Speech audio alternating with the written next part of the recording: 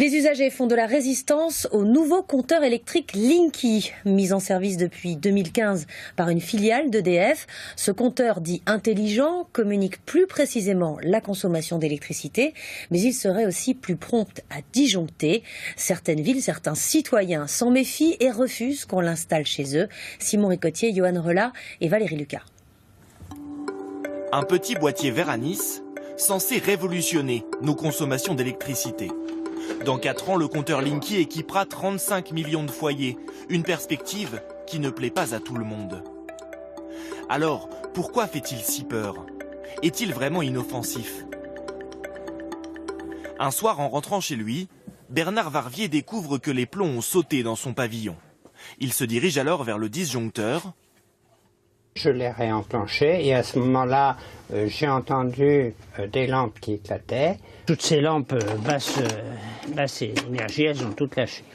Le coupable, selon lui, se trouve à l'extérieur de la maison. En son absence, des techniciens mandatés par Enedis, le fournisseur d'électricité, ont remplacé son compteur par un Linky. C'est quand même formidable, ils arrivent, ils changent quelque chose, ils repartent. On n'est pas au courant, on est au courant, entre guillemets, que quand on s'aperçoit que c'est pas conforme. Des dysfonctionnements récurrents, mais aussi des doutes sur la sécurité des données personnelles.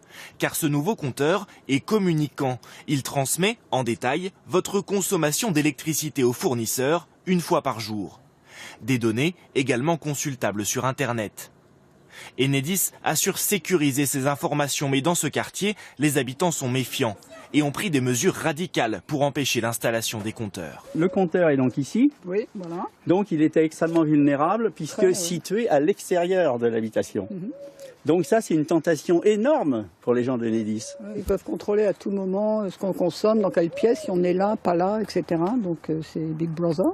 Donc voilà, on est contre. Deuxièmement, risque sanitaire aussi, puisque voilà, il y a des problèmes d'ondes et on nous dit noir, on nous dit blanc. Les ondes électromagnétiques dégagées par le compteur, c'est l'autre crainte des opposants au Linky. Merci à vous tous d'être venus. Eux sont persuadés qu'elles sont nocives. Avec l'aide de ses avocats, 630 particuliers ont entamé une action collective en justice contre Enedis. On demande aux juges de faire cesser ces atteintes en désinstallant les compteurs ou pour le moins en les désactivant pour les personnes qui l'ont déjà eu de force et en ne posant pas ces compteurs, en gardant les anciens compteurs pour les personnes qui n'en ont pas encore subi la pose. Parmi les futurs plaignants, Laurent Desplat. Il affirme qu'il a dû quitter son appartement après la pose d'un compteur Linky. J'ai commencé à avoir des douleurs dans les dents assez importantes, puis des céphalées, grande difficulté de me concentrer, de lire. Des conséquences sur la santé réfutées par Enedis, qui s'appuie sur une étude de l'Agence nationale de sécurité sanitaire. Elle conclut que l'exposition au Linky est comparable à celle d'autres équipements électriques déjà utilisés dans les foyers, comme la télévision ou les ordinateurs. Avec 25 000 Linky posés chaque jour, Enedis et ses sous-traitants n'ont qu'un objectif, remplacer tous les anciens compteurs d'ici 2021 pour mieux gérer la consommation et la production d'électricité. Et tous les moyens sont bons. Ce document interne que nous nous sommes procuré présente aux techniciens la conduite à tenir en cas d'absence du propriétaire. Absence de portail ou de muret, remplacez les compteurs normalement. Portail non fermé à clé, remplacez les compteurs normalement. Et plus surprenant, affiche refusant Linky, remplacez les compteurs normalement. Cadenas sur le compteur, cassez le cadenas si besoin, remplacez les compteurs. Même sur une propriété privée, les compteurs électriques n'appartiennent pas à l'usager mais à la commune. Alors en France, plus de 300 villes ont voté en conseil municipal leur opposition au programme Linky. Hier, dans l'Essonne, le maire a même autorisé la police à intervenir en cas d'installation non désirée.